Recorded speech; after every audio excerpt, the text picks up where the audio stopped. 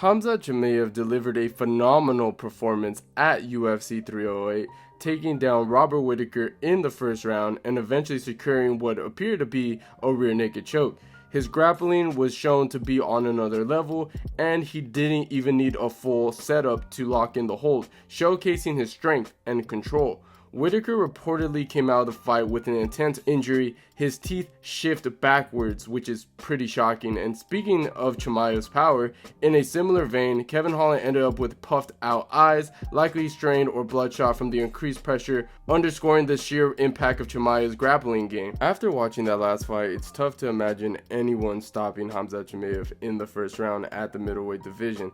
Now, I'll admit, I was a bit skeptical before, especially given his cardio issues, which were obvious in the Usman and Burns fight.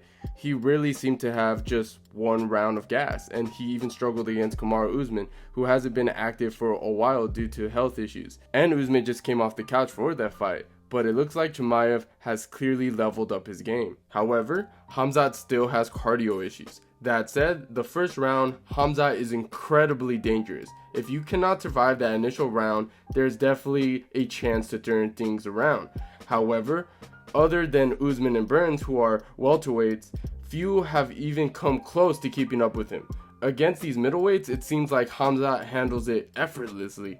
His skills set from welterweight, where the technical level is arguably higher, combined with his size making him a serious threat at the middleweight division. He's got the power, he's got the skills, and the size to shake the division up. I mean, in his fight with Robert Whittaker, he showed incredible patience, riding out various positions and using his power to overwhelm Whittaker in the grappling exchanges. It wasn't just speed, it was raw power and control that remind me of how Khabib used to dominate, but even more brutal. The way Chimaev quickly closes in and relentless keeps Whittaker under control was almost like the grappling version of Mike Tyson in his prime. If Chimaev stays his focus, it's hard to imagine a middleweight, even like Dricus du Plessis, being able to withstand the level of this grappling intensity. Khamzat Chimaev's grappling is just something else. The way he moves between different wrestling techniques is so smooth, and he never lets up. He'll shoot for a takedown, and if the first one doesn't stick, he immediately chains it into another,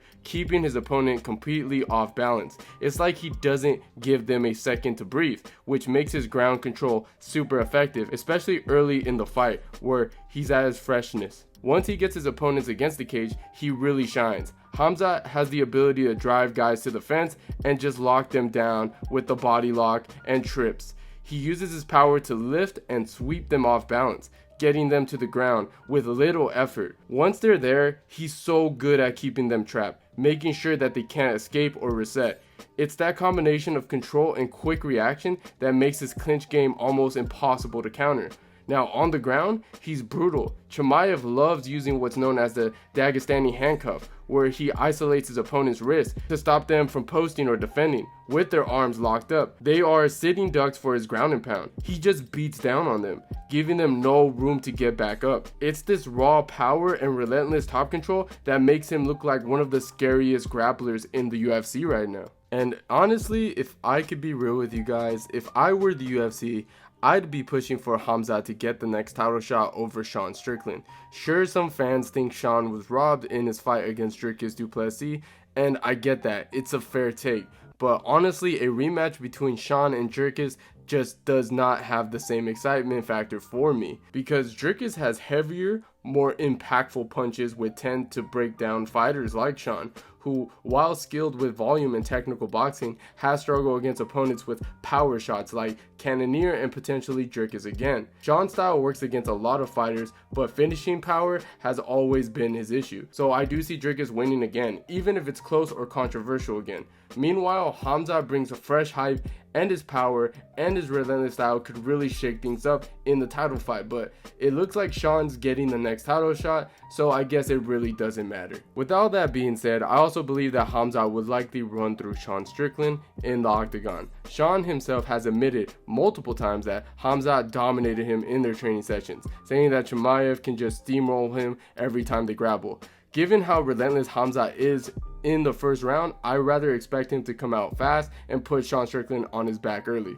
Strickland's style doesn't exactly help him here either. His uptight stance, his unorthodox footwork leaves him open for someone like Khamzat to exploit.